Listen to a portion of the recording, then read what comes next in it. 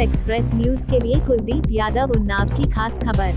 मियाँगंज उन्नाव विकास खंड मियाँगंज क्षेत्र के अंतर्गत नगर पंचायत रसूलाबाद में स्थित गेस्ट हाउस में समाजवादी पार्टी का ब्लॉक स्तरीय कार्यकर्ता सम्मेलन सपा जिलाध्यक्ष राजेश यादव की अध्यक्षता में संपन्न हुआ। इस अवसर पर समाजवादी पार्टी की राष्ट्रीय सचिव पूर्व सांसद अन्नू टंडन के साथ पूर्व एमएलसी सुनील साजन व वरिष्ठ सपा नेता सुजाउर रहमान सफवी एवं सैकड़ों की संख्या में समाजवादी पार्टी के कार्यकर्ता उपस्थित रहे।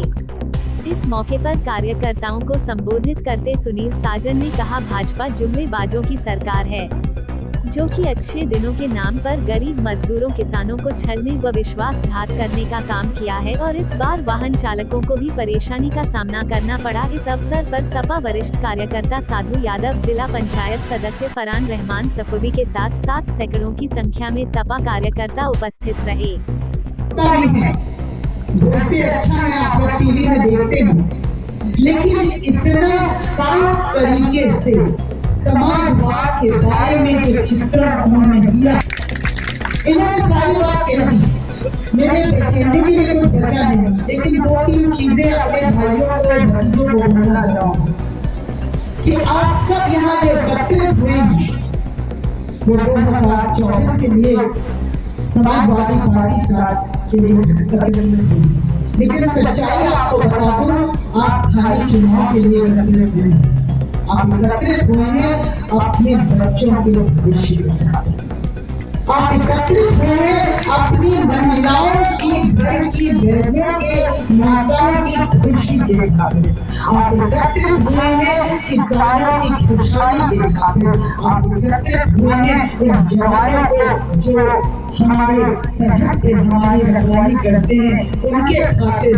और आज उनकी माता जी यहाँ पर और अरविंद कमल जी की माता जी बेलापति जी यहाँ पर बेलपति जी मौजूद है। मैं बेलपति जी को हमेशा बेला बोलती हूँ, हमारी बेला ही है, लेकिन इनके बेटे जैसे हमारे किसान के कई बच्चे सेना में भर्ती हमारी रखवाली कर रहे हैं, लेकिन वो किसान है या जवान, उनके भविष्य के खातिर आज हम सब एकत्रित हुए हैं। मेरे ख्याल से ठंड बढ़ रही है और हल्की हल्की बूंदाबांदी भी हो रही है। टंडन बन के जाए, हो सकता है मैं आपके गाँव में पहुँचता हूँ, लेकिन मैं एक बात आपसे करती हूँ कि मैं जैसे झूठ नहीं बोलूंगी, और दूसरा मेरी नियत में कभी खोट नहीं आएगा। आपकी तरफ हमेशा आपका प्रतिनिधित्व पूरी ईमानदारी से।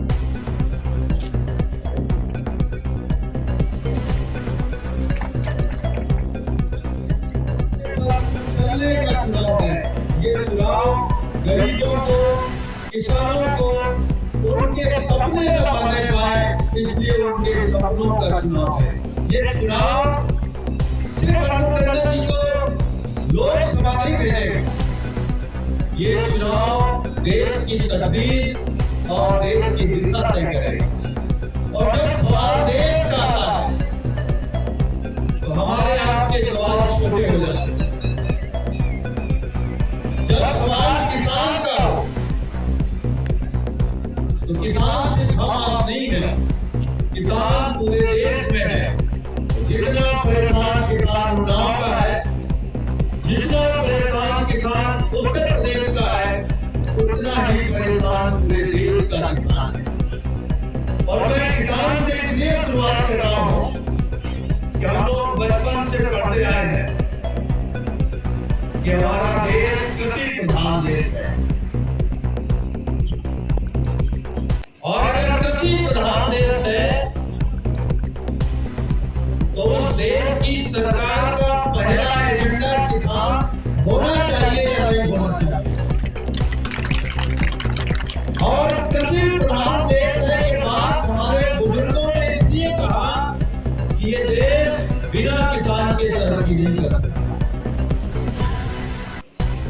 हमको याद है, हम लोग बचपन में पढ़ा, हम लोग लड़ते थे, इस देश का ना तो जवान सुरक्षित है न किसान सुरक्षित है। अगर दोनों सुरक्षित नहीं तो कौन कहता है कि हमारा देश सुरक्षित है? सपने का चुनाव है।